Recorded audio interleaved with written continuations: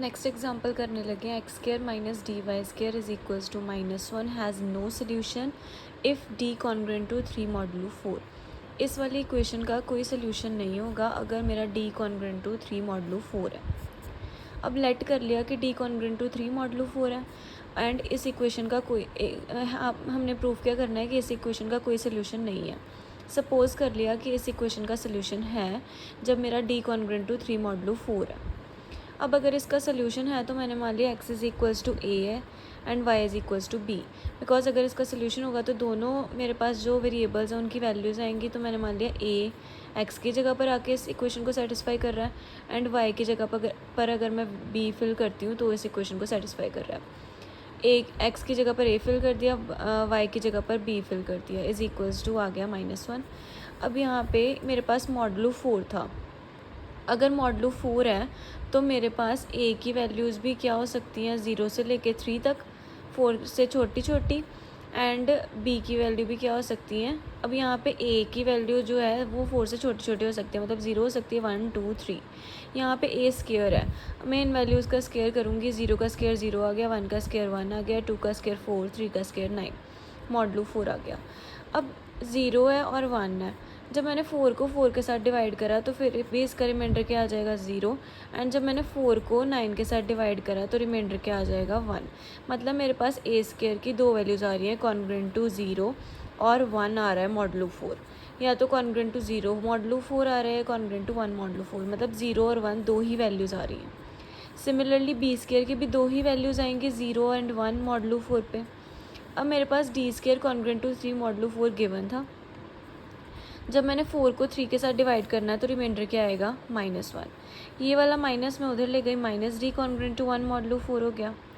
अब मैंने B square multiply करवाया तो बी स्केयर के ऊपर दो वैल्यूज़ आती हैं मॉडुलो 4 करके, 0 और 1। देन मैंने A square minus D B square करवाया तो इधर जब मैंने 0 ली वैल्यू ए स्केयर की, बी की भी 0, 0 प्लस 0 हो गया। जब ए की 0 है, बी की 1, 0 प्लस 1 हो जाएगी एक, और एक 1 एंड 1 दोनों की 1 1। एक आ गई 0 प्लस 0, एक आ गई 0 प्लस 1, एक आ गई 1 प्लस 1। इसकी वैल्यू -1 है, -1 आ गया, 0 प्लस 0 0, 0 प्लस 1 1, 1 प्लस 1 आ गया 2। -1 कॉन्ग्रुएंट टू ना ही 0 हो सकता है, ना ही 1, ना ही 2, बिकॉज -1 0 के कॉन्ग्रुएंट भी नहीं हो सकता, 1 के कॉन्ग्रुएंट भी नहीं हो सकता, 2 के कॉन्ग्रुएंट भी नहीं हो सकता मॉडुलो 4 के साथ, विच इज़ इम्पॉसिबल आ गया।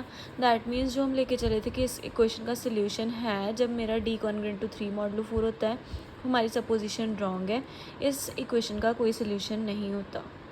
नेक्स्ट एग्जाम्पल है, गिवन है सी एन एक्स की power N C N -1 X की पावर n-1 अप टू सोन C naught is equals to 0, C N is equals to 0 होएगा। Has non zero rational solution. इसका कैसा solution है, non zero rational solution है। Rational मतलब A upon B वाली form का, एंड ए बी की GCD क्या है 1। हमने प्रूफ करना है कि ए किसको डिवाइड करेगा सी नॉट को, एंड बी किसको डिवाइड करेगा सी एन को। ये हमारी गिवन पॉलिनोमियल हमने ले ली। ए बाई बी इसका सोल्यूशन है। सोल्यूशन का मतलब कि एक्स की जगह पर अगर मैं ए अपॉन बी फिल कर रही हूँ तो वो इस इक्वेशन को क्या करेगा, सेटिस्फाई। एक्स की जगह पर मैंने हर जगह पर ए अपॉन बी वैल्यू फिल कर दी। अब पहले मैंने क्या करा, इस इक्वेशन 2 को मल्टीप्लाई करवाया बी की पावर n-1 के साथ। जब यहाँ पे बी की पावर n-1 के साथ मल्टीप्लाई करवाऊँगी तो ये बी की पावर n-1 हो जाएगा ऊपर। नीचे वाली टर्म को मैं लिख सकती हूँ बी डॉट बी की पावर n-1। जो ऊपर मल्टीप्लाई करवाया होगा बी की पावर n-1 एंड डिनोमिनेटर में भी बी की पावर n-1 आ रहा है, वो कैंसिल आउट हो जाएंगे एंड नीचे सिर्फ क्या बचेगा बी। इधर भी बी की पावर n-1 मल्टीप्लाई करवाया होगा, दोनों कैंसिल आउट हो जाएंगे, यहाँ पे कुछ भी नहीं बचेगा, सिर्फ ए की पावर n-1 बचेगा। यहाँ पर भी बी की पावर n-1 मल्टीप्लाई हो जाएगा, एंड ये जो नीचे वाला बी स्केयर है ये ऊपर जाके माइनस हो जाएगा, -1 -2 क्या हो जाएगा बी की पावर n-3। सेम इधर भी क्या हो जाएगा बी की पावर n-2, एंड यहाँ पे कुछ भी नहीं है, बी की पावर n-1 ही रह जाएगा। अब मैंने क्या करना है, ये वाली जो फ्रैक्शन वाली एक ही टर्म आ रही है इसको मैंने दूसरी साइड पे ले जाना है। ये क्या हो जाएगा, बाकी सारी टर्म्स को दूसरी साइड पे ले जाना है, वो क्या हो जाएंगी माइनस वाली। अब ये वाली साइड मेरी राइट हैंड साइड क्या आ रही है, इंटीजर आ रही है, that means left hand side भी क्या होगी, इंटीजर होगी। इससे क्या हो गया, बी जो है आपको पता है नीचे वाली, ये इसको हम ऐसे रिप्रेजेंट करते हैं, बी किसको डिवाइड करा सी एन, ए की पावर एन को। ए और बी की GCD हमें गिवन है कि 1 है।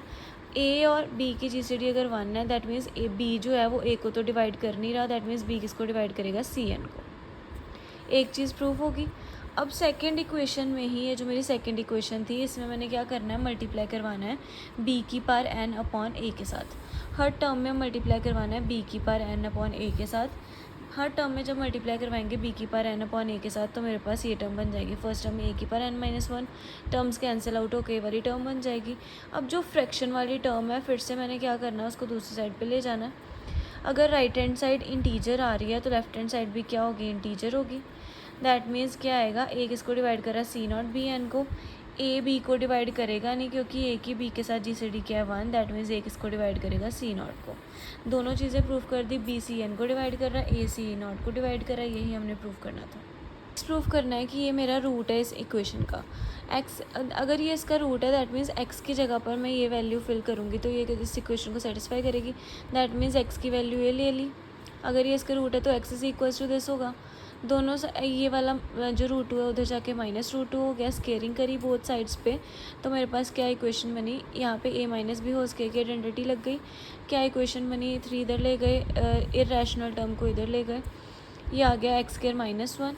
अब फिर से स्केयरिंग करी बोथ साइड्स पे, तो क्या आ गया, मैंने इरेशनल टर्म ख़त्म करनी है, ये आ गया। फिर से a माइनस बी का होल स्केयर, यहाँ पे फिर से करी तो 8x² आ गया। मेरे पास इक्वेशन बन गई यही वाली, जो जिसका हमने सोल्यूशन प्रूव करना था, ये वाली इक्वेशन बन गई। दैट मीन्स x की वैल्यू जब मैंने ये पुट करी तो मेरे पास यही इक्वेशन बन गई, मतलब ये सेटिस्फाई कर रहा है इस इक्वेशन को। दैट मीन्स ये क्या हो गया, रूट हो गया। अब डिस्क्रिमिनेंट फाइंड करा, डिस्क्रिमिनेंट फाइंड करने का फॉर्मूला क्या होता है, b² -4ac। अब यहाँ पे b क्या है मेरा -10, a क्या है 1, cb क्या है 1, इसको सॉल्व करा 96 आ गया। ये जो मेरा डिस्क्रिमिनेंट है ये पॉजिटिव आ रहा है और परफेक्ट स्क्वायर नहीं आ रहा। दैट मीन्स जो रूट हैं 1 इक्वेशन के वो कैसे होंगे, रियल होंगे और इरेशनल होंगे। दैट मीन्स ये कैसा है, एक इरेशनल नंबर। ये